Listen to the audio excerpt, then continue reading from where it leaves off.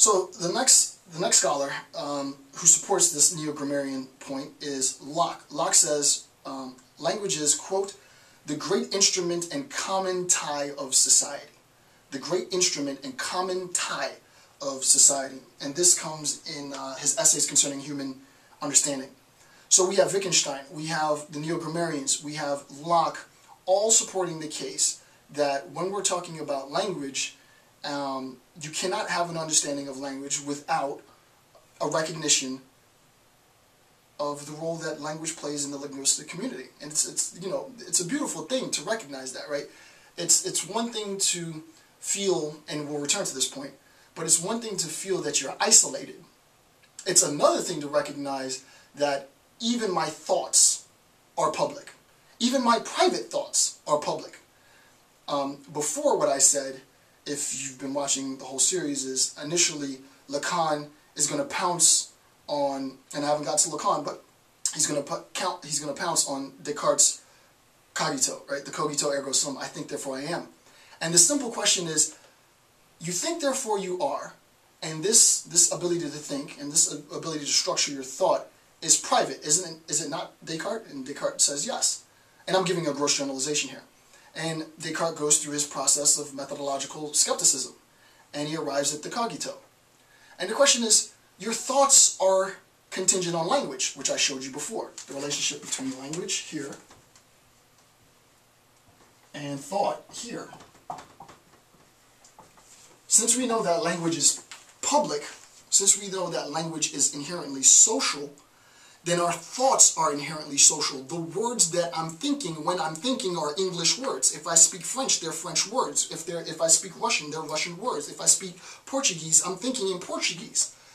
The point is, Descartes, you cannot think, therefore you are. There is nothing in your head without language, right? So the most intimate thing that Descartes, and this is a pretty huge critique of Descartes, right?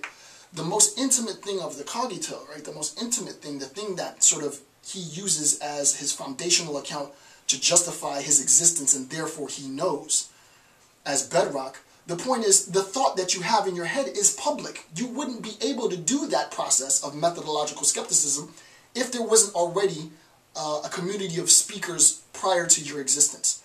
So inherently, I hate to say it, Descartes, you flopped, right? And that's brutal. I know I don't want all the Cartesians like giving me hate mail and giving me thumbs down on my video, but it's true, right? I think therefore I am. Yeah, that's great, but you can't use that as a foundational point of your methodological skepticism because you're presupposing a community of speakers, right? If the whole point is to start with the I, you've already failed because the other, the society, is already presupposed in your thought. Huge critique, huge critique. Lacan takes that idea and he goes completely crazy with it. And I actually do like that bit, but you'll have to wait till later, and I'll go into more detail on sort of Lacan via Freud's semiological critique and analysis. So we have Wittgenstein buttressing the neo-grammarian point. We have Locke buttressing the neo-grammarian point. And then here's the next point. Not enough for language, though, right? There isn't enough for language. How is it that we make an understanding of this, right? I have a link to another video that I did on Ayn Rand, and Ayn Rand's attempt to sort of do a semiotic. It was, I don't want the Randians killing me either, but her account was okay. My example, I think, was clear, though, and it's this. The fact that I understand the words or you understand the words that I'm saying is one thing, right? The fact that I'm speaking and you're understanding it is one thing. The deeper you go into your research as students, as interested persons, as a faculty, as whatever you are, the deeper you go, you'll have a deeper understanding of the things that I'm saying. If this is your first introduction to semiology, then what I'm saying is all brand new and you'll have sort of a very cursory understanding. If you're pretty versed in whatever it is your discipline is, then the implications of what I'm saying are much deeper. So the example that I give is of the parrot. And you just click that link that I have embedded in the PDF. It'll take you to the video. Jump to minute 443 and you'll get the discussion. And basically this is how it goes. The discussion is, imagine that I have a parrot and I want to entertain my friends. So what I've done prior to my friends coming for months on end is I've taught my parrot to say, that is a red ball. So that's what my parrot says. My parrot says, that is a red ball. And that's all the parrot says. I train it every day, every day, every day. And the parrot now can say, that is a red ball on command. So my friends come over and I want to entertain my friends. I want to show them how smart my bird is. So I say, hey, you guys check out how smart my bird is. So I pick up this red ball and I put the red ball in front of the parrot. And my parrot says, that is a red ball. And all my friends go, oh my goodness, that's amazing. Right? What we recognize, however, is that my parrot's statement, that is a red ball, has no correspondence, no relationship to the fact that there is a red ball. It's different from my friend or I saying that that is a red ball. What we need to be able to do, what Saussure needs to be able to do, and linguists prior to him weren't really able to decipher this distinction, is decipher why what I'm saying is meaningful and what the bird's saying is meaningless. You're going to need to create a linguistic account, a linguistic system, a science, which will identify and justify negating meaning for the bird. As we know, the bird really doesn't understand. The bird really doesn't know that this is a red ball. He's been taught to say that that is a red ball, and basically all he's doing is he's replicating the speech, sort of the tonal wavel pattern. That's all he's really doing. There's no cognitive process in the bird. He's just saying that is a red ball because that's what he was trained to do. I could put a blue square in front of him, he'd probably say that is a red ball, right? But when I put a red ball in front of him and he says that is a red ball, all my friends are going to be like, oh my goodness, that's amazing, your bird's a genius, right? What we've recognized is that we have attempted to do this in science, right?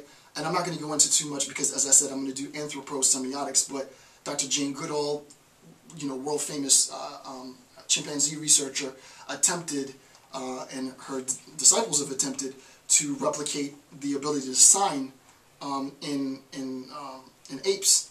And I don't really know how I was interested in it for a bit as an undergrad or early grad student. Then I sort of fell off because I recognized that, and I think the scientific community says they might be able to sign very simple things like Apple, or I'm not really sure, but they can't sign, like the cat is on, the on-ness, if you will, they're not going to be able to sign that. So this is why I'm sort of exclusively interested in Semiotics. This idea of the parrot, though, it's sort of my variation on Locke's point, and I think this is Locke, yeah. In Essays Concerning Human Understanding, Locke says, quote, "For parrots and several other birds will be taught to make articulate sounds." That's a direct quote from Locke, right? So you can teach your bird to say cool stuff, but that doesn't mean that there is a relationship between what is being stated and what exists in reality. So since we need to make an account of what is being stated and its relationship to that which exists in reality, we recognize that we need a semiotics. Logicians recognized this years earlier, and logicians were interested in symbolically representing, logically, sort of mathematically, like the cat is on the mat can be represented mathematically, logically. And I've done videos on quantification and quantifiers, the uses of quantifiers. You can represent all of this, almost anything that can be said. I would say anything that you say, any words that you say, have a logical relationship. Once you recognize how to do the logic, it's really not that difficult. It's sort of just an understanding of the logic. What semiology is attempting to do is create, what semiotics is attempting to do is to create a similar structure that's sort of not non-mathematical. So what I'm doing, if you've been watching all the videos that I've been posting, if you understand the cat is on the mat, you've watched the videos on Kant, you've seen the videos that I've done on quantification and higher order logic, and you're watching the series on semiology, you got basically everything you need, right? Because with an understanding of the relationship, and I haven't really gotten into it yet, but with an understanding of the relationship between the terms and the words that we use and reality, and also the terms and the words we use and the logical, mathematical structure of those terms in relationship to reality, there really is nothing more that you need to talk about robots.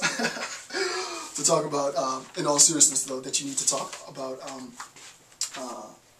understanding, right? And to talk about our relationship as sentient beings to this physical structure of the world. With that being said, this is going to conclude the first video. I want to thank you for taking the time to watch my videos. Next, I will be continuing the analysis, and we'll take it a little bit deeper With that, I'm Dr. Jason J. Campbell. Thank you, and have a good day.